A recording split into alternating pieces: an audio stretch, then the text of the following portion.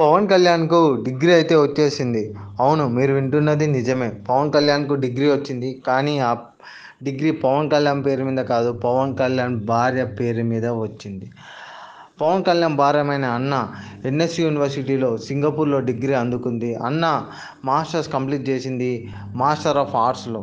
మొత్తానికి అన్న MA complete చేయడంతో పవన్ ఆ పిక్స్ని సోషల్ మీడియాలో ఫ్యాన్స్ అయితే పంచుకున్నారు. ఫ్యాన్స్ కూడా చాలా ఖుషి అయితే అయిపోయారు. ఇది ఇలా ఉండగా ఇంటర్ కూడా కంప్లీట్ చేయని పవన్ కళ్యాణ్ ఆంధ్రప్రదేశ్కి చాలా కష్టపడి డిప్యూటీ చీఫ్ మినిస్టర్ అయిపోయాడు ఈ సంవత్సరంలో. మొత్తానికి పవన్ ఇంట్లో ఈ ఇయర్ చాలా ఖుషి న్యూస్ అయితే జరిగాయి. ఒకటి, పవన్ కళ్యాణ్ డిప్యూటీ సీఎం అవ్వడం, అలానే తన భార్య అయిన అన్న ఎంఏ డిగ్రీ అందుకోవడం, అలానే జనసేన కని విని చూడని రీతిలో 100% సీట్లు విన్ అవ్వడం, ఇది ఇండియాలోనే ఒక చరిత్ర అయితే సృష్టించింది. ఫ్యాన్స్ అయితే పండగ చేసుకుంటున్నారు.